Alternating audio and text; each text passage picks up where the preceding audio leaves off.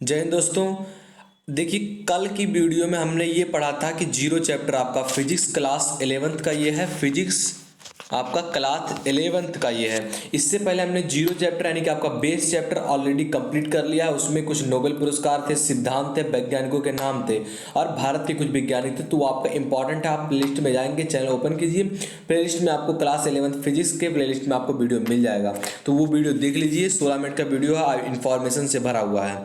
तो उसके बाद हम अपना चैप्टर 1 जिसका नाम है मापन, मात्रक तथा विमीय विश्लेषण, ये देखने वाले हैं। इंपॉर्टेंट चैप्टर है, बड़ा चैप्टर है। तो चलिए शुरू से करते हैं।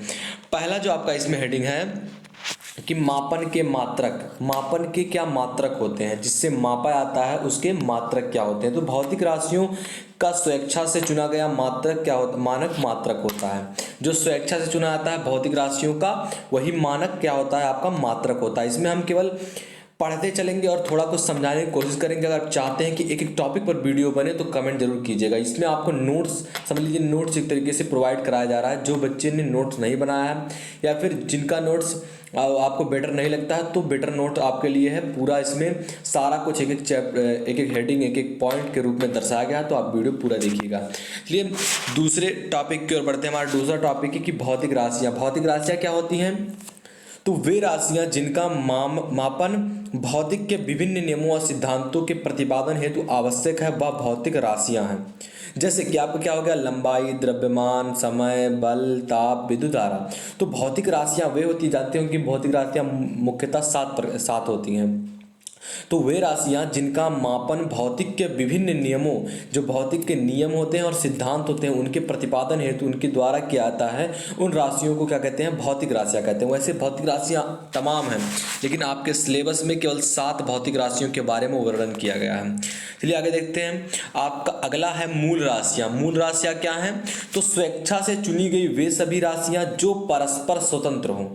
स्वेच्छा से अपने अनुसार चुनी गई वे राशियां जो परस्पर स्वतंत्र हो, रिलीज हो, तथा इनके मात्रकों के पदों में अन्य भौतिक राशियों के मात्रक व्यक्त किए जा सकते हो, मूल राशियां कहलाती हैं। जैसे कि आपका मूल राशियां क्या हैं? जैसे लंबाई, आपका मुख्य राशियां तो तमाम है, लेकिन मूल राशियां केवल 7 हैं आपकी। मैंने आपको बता भी दिया है। इसमें जो आपका पहला लंबाई, द्रव्यमान, लंबाई, समय, द्रव्यमान, ताप, ज्योति तीव्रता, विद्युत धारा और पदार्थ की मात्रा, ये आपके 7 मूल राशियां हैं। और इनके मूल मात्रक ये हैं, आपके मूल मात्रक है। जैसे कि आपका लंबाई का मात्रक मीटर, मूल मात्रक आपका, समय का सेकंड, द्रव्यमान का किलोग्राम, ताप का केल्विन, ज्योति तीव्रता का कैंडला, विद्युत धारा का एम्पियर, पदार्थ की मात्रा का मोल। तो दोस्तों आप स्क्रीनशॉट लेते चलिएगा ताकि आपको नोट्स बाद में अगर आप बनाना चाहते हैं तो बना लीजिएगा। तो आगे बढ़ते हैं। और अगला है कि व्युत्पन्न मात्रक। अब देखिए व्युत्पन्न मात्रक क्या होते हैं? तो वे राशियां जिनके मात्रक मूल मात्रकों से प्राप्त किए जाते हैं उन्हें व्युत्पन्न मात्रक कहते हैं। व्युत्पन्न मात्रक मतलब कि आपके जैसे चाल है, तो चाल का क्या है? मीटर प्रति सेकंड। तो मीटर आपका क्या है? लंबाई का मात्रक है। तो और सेकंड आपका कितना है? समय का। तो व्युत्पन्न मात्रक क्या होते हैं? वे राशियां जिनके मात्रक जो होते हैं ये मूल मात्रकों से ले आते हैं, उन्हें व्युत्पन्न राशियां कहते हैं। तो इसका आपका मीटर स्क्वायर यानी कि 2 बार मीटर का प्रयोग किया गया, यानी कि ये आपका मूल मात्रक है, इससे लिया गया, तो ये व्युत्पन्न मात्रक हो गया। चलिए आगे देखते हैं। आपका मात्रकों की पद्धतियां। ये मात्रकों की पद्धतियां क्या होती हैं? मूल एवं व्युत्पन्न मात्रकों का ऐसा संपूर्ण समुच्चय जिनमें सभी प्रकार के भौतिक राशियों के मात्रक सम्मिलित हों, तो वह मात्रकों का एक पद्धति कहलाता है।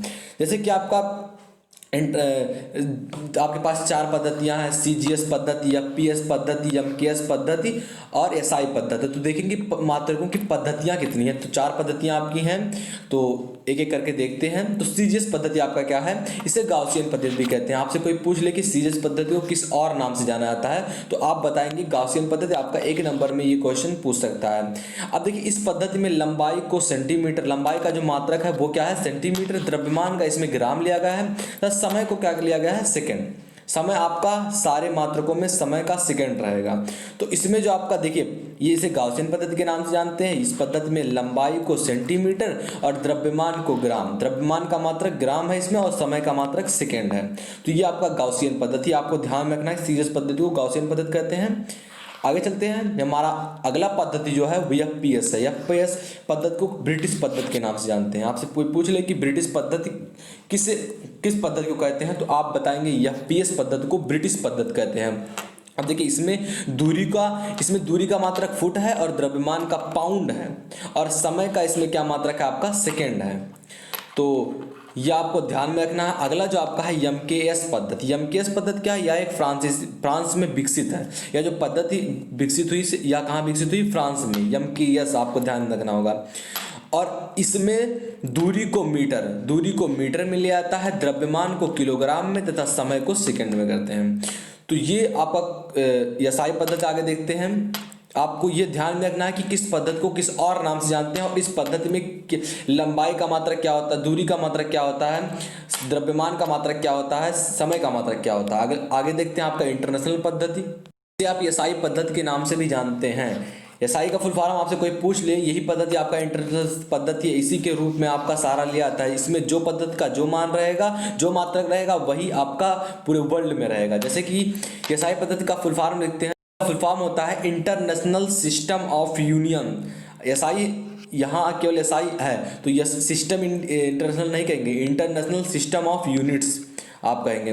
देखिए यह पद्धति आपका इंपॉर्टेंट पद्धति, इसलिए इसके बारे में थोड़ा और लिखा हुआ है कि सन 1971 में माप तौल अंतर्राष्ट्रीय सम्मिलित सम्मेलन हेतु आपका मात्रकों की एक पद्धति विकसित की गई, जिसे एसआई पद्धति कहते हैं। आपसे कोई पूछ ले कि ये मात्रक की पद्धति कहाँ से विकसित हुई, तो आप बताएंगे माप तोल की अंतर्राष्ट्रीय समिति के सम्मेलन में मात्रकों की एक पद्धति विकसित हुई, जिसे एसआई पद्धति के नाम से जानते हैं। इसमें 7 मूल मात्रक है, मैंने आपको बता भी दिया, लंबाई, द्रव्यमान आपका और 7 थे। और आगे देखते हैं, इसका और एक टॉपिक लिखा हुआ है कि अंतर्राष्ट्रीय पद्धति का संक्षिप्त नाम एसआई पद्धति नहीं, एसआई मात्रक होता है। इसे एसआई पद्धति नहीं, एसआई मात्रक जानते हैं। आगे देखते हैं मानक मात्रक। अब देखिए मानक मात्रक आपका क्या होता है, तो मीटर। जैसे कि मीटर क्या है, इसे कैसे बताएंगे कि 1 मीटर भाई इतनी ही दूरी है, ये आपका 1 मीटर है, कैसे आप मानेंगे?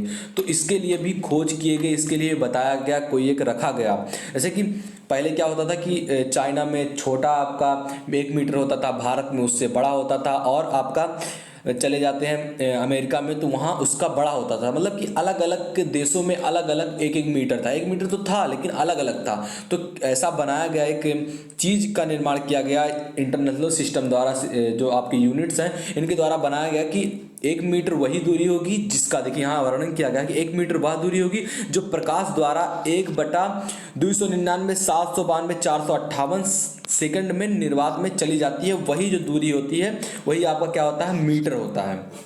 1 मीटर वह दूरी है, ये आपको याद करना होगा, तो आप इस तरीके से याद करेंगे। 1 मीटर वह दूरी है जो प्रकाश द्वारा आप ऐसे नहीं पढ़ेंगे 2 अरब करोड़, ये नहीं पढ़ेंगे, 299,792,458 सेकंड में चली जाती है। वही जो दूरी होती है आपकी 1 मीटर कहलाती है। अब देखिए यह कब खोजा गया, 1 मीटर को कब बताया कि इतनी जो प्रकाश की चाल होती है वो 1 मीटर होती है, तो सन 1983 में यह मान्य हुआ। अगला जो आपका है किलोग्राम। अब देखिए 1 किलोग्राम क्या अलग, यहाँ कुछ दूसरा, यहाँ कुछ दूसरा, अलग देश में दूसरा।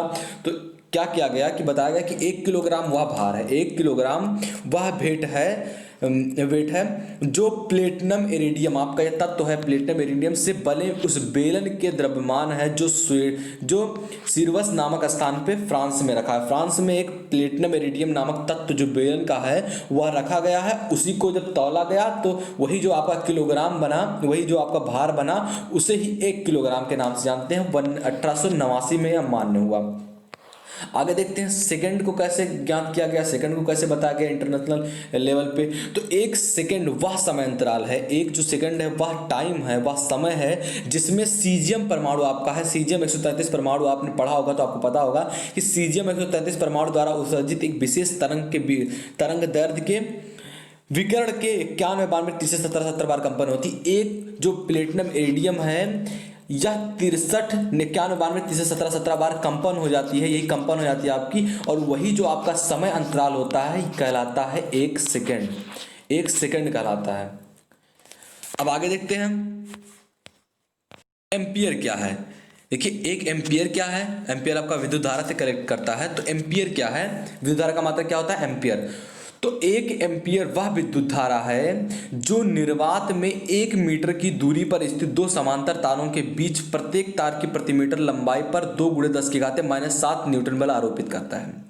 आपके पास दो तार हैं, इनके देखिए क्या कह रहा है, 1 एम्पियर वह विद्युत धारा जो निर्वात में 1 मीटर की दूरी पर स्थित, 1 मीटर की यहाँ इसके बीच में दूरी है और ये दूरी आपका समांतर होना चाहिए और इसके बीच की दूरी 1 मीटर हो, तो उनके तारों के बीच अगर इसके बीच 2 × 10⁻⁷ न्यूटन बल लग रहा है, तो यही जो बल लगता है अगर ये लग रहा है तो इन दोनों तारों में से 1 एम्पियर की धारा प्रवाहित होती है। अब आगे देखते हैं आपका केल्विन। तो 1 केल्विन जल की 3 बूंद, देखिए जल की 3 बूंदों की उष्मागतिक ताप का 1/273.16वां भाग होता है। 1 केल्विन जो आपका होता है जल की 3 बूंद, जानते हैं आप सेल्सियस 0 सेल्सियस बराबर कितना होता है, 273 केल्विन। 273 केल्विन आपका होता है। देखिए 273.16, लेकिन 16.16 को नहीं लिया आता है क्योंकि 273 को लिया आता है। तो आपको ध्यान रखना होगा कि 1 केल्विन जल की 3 बूंदों के उष्मागतिक का 1/273.16वां भाग होता है। 1967 से यह मान्य किया गया।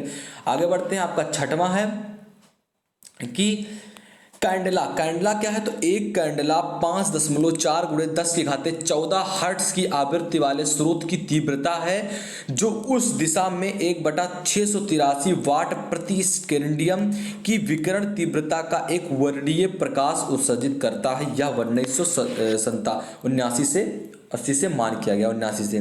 तो कैंडला क्या है, 1 कैंडला 5.4 हर्ट्ज आवृत्ति वाले स्रोत की तीव्रता है, ये आपको ध्यान में रखना होगा। जो उस दिशा में, जिस दिशा में वो चलता है उस पर 1/683 वाट प्रति स्केंडियम की विकिरण को तीव्रता एक वर्गीय प्रकाश का उत्सर्जित करता है, आपको ध्यान में रखना होगा। आगे देखते हैं हम, जो आपका इंपॉर्टेंट 1 नंबर में पूछा जाने वाला प्रश्न है कि लंबाई के छोटे व बड़े मात्रक क्या हैं। जैसे कि आपका पूछ ले आपसे लंबाई को नापने के लिए सबसे छोटा मात्रक क्या है, तो आप क्या बताएंगे, 1 फर्मी। 1 फर्मी में आपका क्या होता है, 10⁻⁻15 मीटर होता है। आपसे पूछ ले कि 1 फर्मी बराबर कितना मीटर होता है, तो आप लिखेंगे 10⁻15 और यही सबसे छोटा मात्रक है। और आपका ज़्यादा ध्यान नहीं आता, छोटे बड़े मात्रक आपके पूछे जाते हैं बस।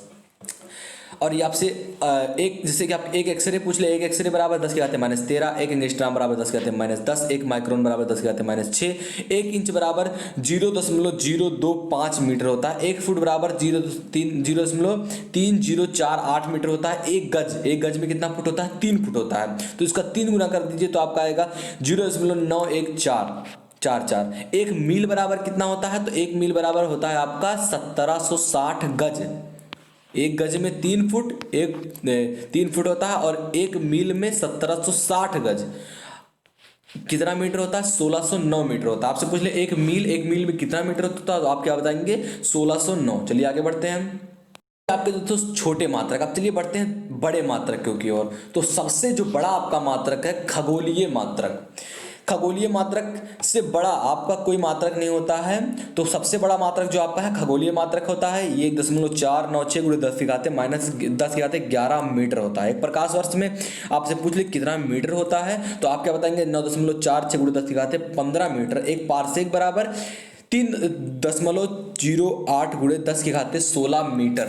एक स्कल माने, एक स्कल में कितना किलोग्राम होता है, तो आप क्या बताएंगे, 14.59।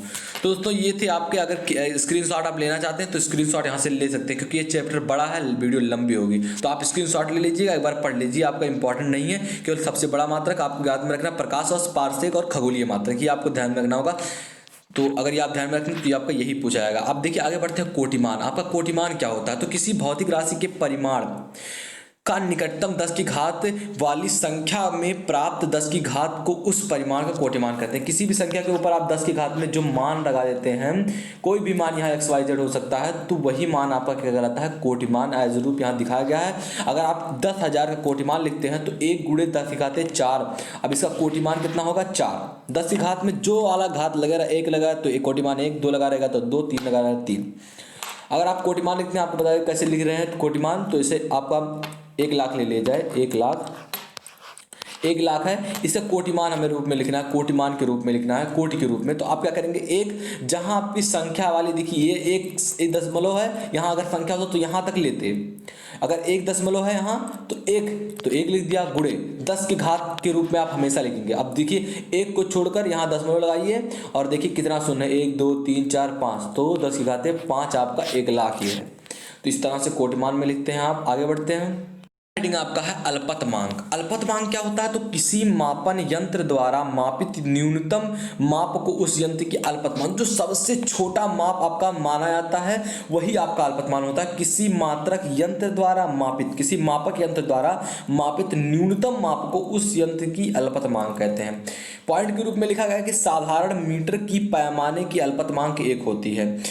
आप सबसे छोटा कितना मान सकते हैं, 1 मीटर के पैमाने को 1 मिलीमीटर से कम नहीं मान सकते हैं। 10 के घाते आपको 3 भी लिख सकते हैं 1 मिलीमीटर को, मीटर को।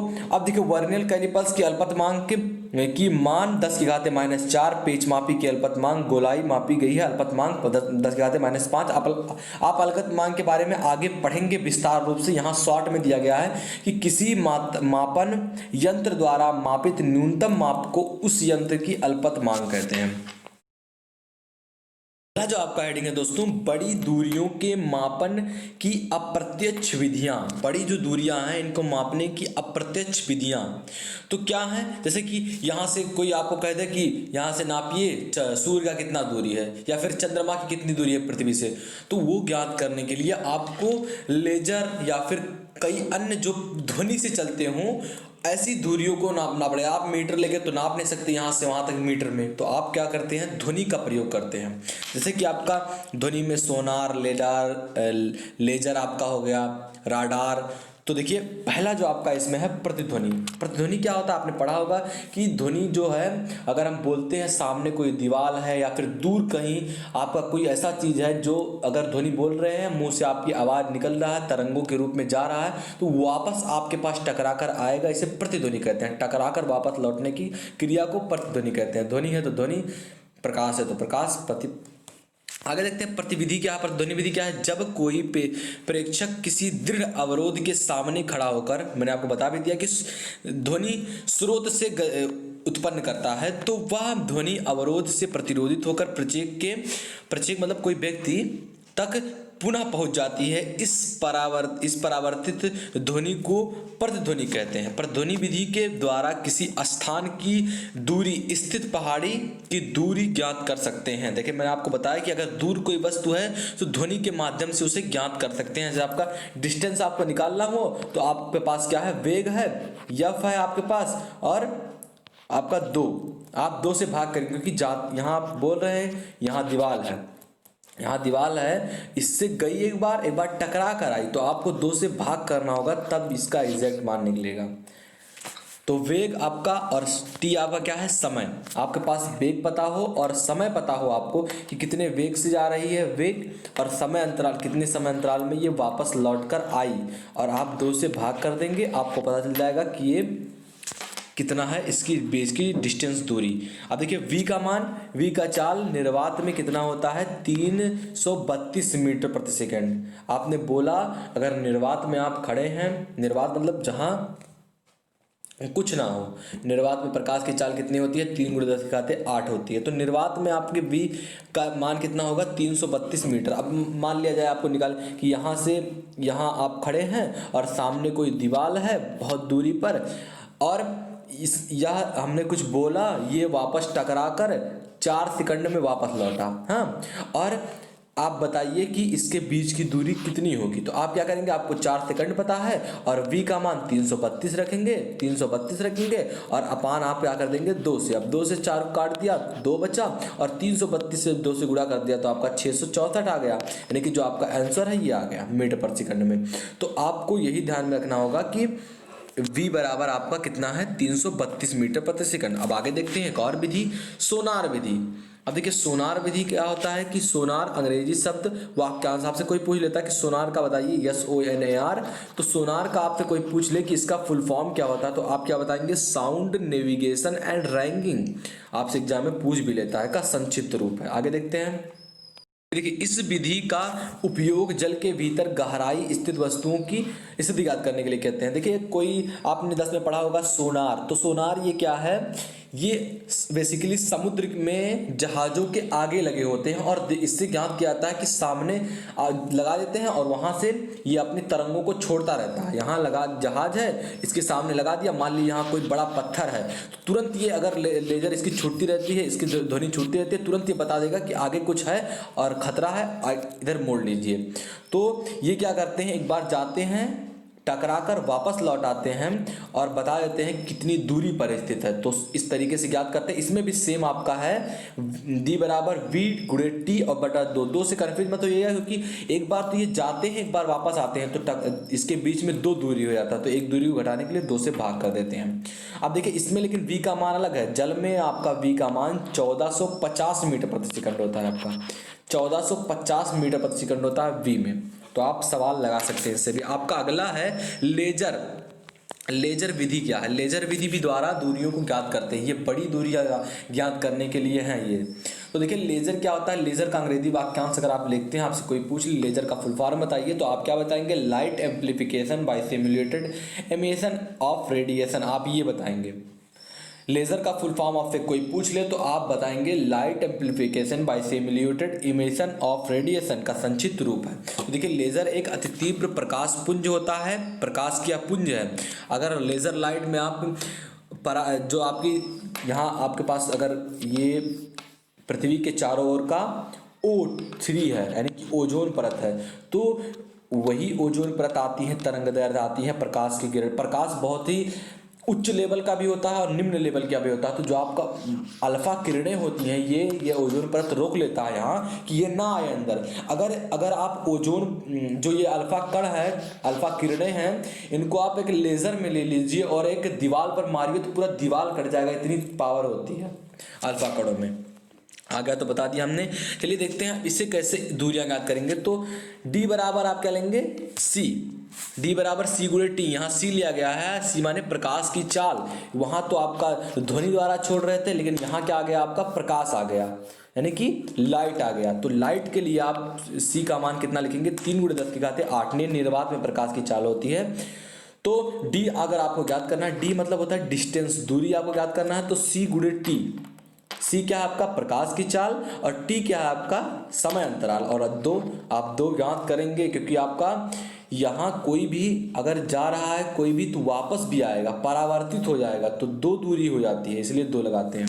ठीक है, राडार भी आपका दूरी ज्ञात करने के लिए है। अब आपसे राडार का कोई फुल फॉर्म पूछ ले तो आप क्या बताएंगे, रेडियो डिटेक्शन एंड रैंगिंग, इसका इंग्लिश संक्षिप्त रूप है। अब देखिए राडार एक ऐसी युक्ति है जिसका प्रयोग पृथ्वी पर किसी स्थान में आकाश में उड़ते हुए वायुयान की स्थिति का पता लगाने के लिए किया जाता है। अगर आकाश में कोई वायुयान उड़ रहा है तो आप राडार को छोड़ेंगे तो वो बता देगा कि इतने रेंज में ये है, कहाँ ये। आपने कंप्यूटर में देखा भी होगा ना, जैसे ये राडार, तो ये गोल सा बन जाता है और बताता है कि हाँ यहाँ यही है, तो ये राडार। अब आगे देखते हैं राडार के बारे में और लिखा हुआ कि राडार विधियों रेडियो तरंगों की परावर्तन पर कार्य करती हैं। अगर आपसे कोई पूछ ले राडार किस पर कार्य करती हैं, तो आप बताएंगे रेडियो तरंगों के परावर्तन पर कार्य करती हैं।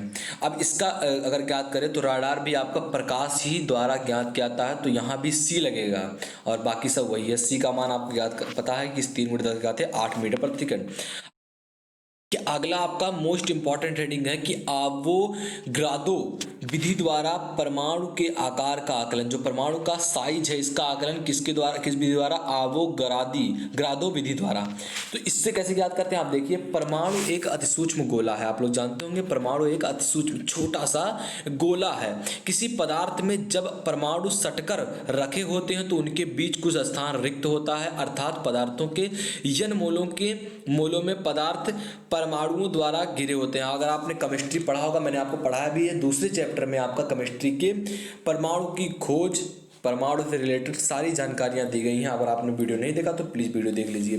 तो अर्थात पदार्थ के n मोलों में पदार्थ परमाणु द्वारा छोटे घिरे हुए हैं, स्थान जहां वास्तविक आयतन आपका कुल आयतन का 2/3 भाग होता है। माना, अब देखिए आपका अगला है कि माना पदार्थ का परमाणु यम, परमाणु भार आपका, परमाणु मास भार द्रव्यमान, तथा घनत्व रो, जिसे रो कहते हैं, इसे पी से प्रदर्शित किया गया, तो आपका आयतन V बराबर m/p हो जाएगा। अब इसे सिद्ध करते हैं।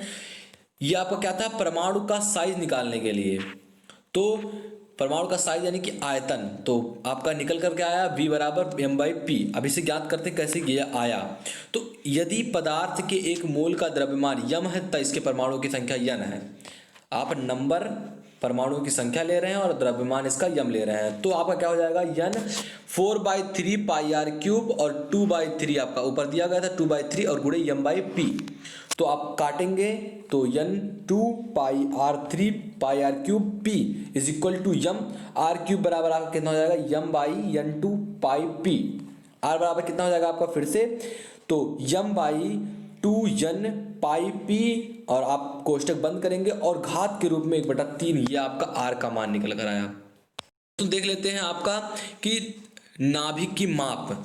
अब कुछ आपके इंपॉर्टेंट है, नाभिक का माप, हाइड्रोजन परमाणु की माप, जीवाणु की लंबाई कितनी होती है, तो ये आपको ध्यान में रखना होगा, स्क्रीनशॉट ले लीजिएगा। जैसे परमाणु की माप कितनी है, 10⁻⁻14, हाइड्रोजन परमाणु की माप कितनी, 10⁻10, जीवाणु परमाणु की लंबाई 10⁻8, लाल रुधिर कणिका 10⁻5, कागज की मोटाई कितनी होती है 10⁻4, मनुष्य की ऊंचाई 10⁻0 बराबर 1 मीटर। अगर आप 10⁻2 कर देंगे तो हो जाएगा 100 मीटर होती है, नहीं 1 मीटर यानी 3-4 मीटर के करीब होती है, तो आप ये भी नहीं लिख सकते। 10 अगर 1 भी लगा दिया तो 10⁻1 का मान कितना होता है आपका 10 मीटर, तो ये गलत हो जाएगा।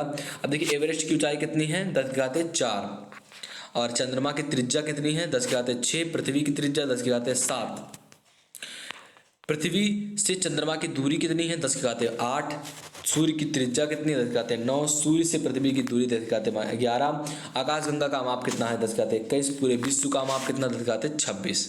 देखिए आपका क्या है, द्रव्यमानों का परिसर। द्रव्यमानों का परिसर क्या है, विश्व में जिन कणों अथवा पिंडों को हम प्रेक्षित करते हैं तथा उनके द्रव्यमानों में अंतर विस्तरित परिसर है।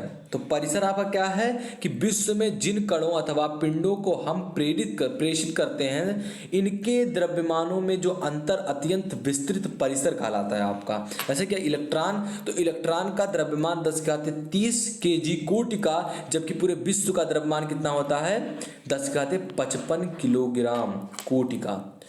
तो परिसर 10⁻, द्रव्यमान इलेक्ट्रॉन का द्रव्यमान सबसे छोटा 10⁻³ किलो और 30 किलोग्राम, और द्रव्यमान विश्व का कितना 10⁻55 किलोग्राम।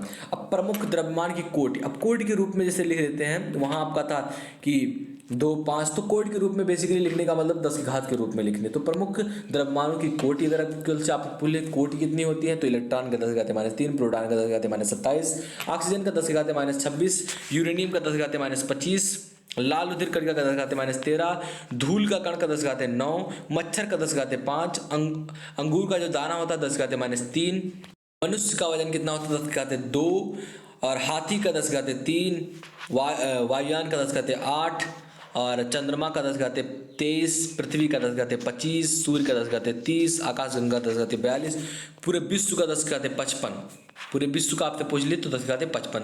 अब देखिए समय अंतरालों का परिसर, समय अंतरालों का परिसर मतलब 10 जो घात लगी जाती है और वही आपका अंतराल में परिषद या कोटिमान होता है आपका।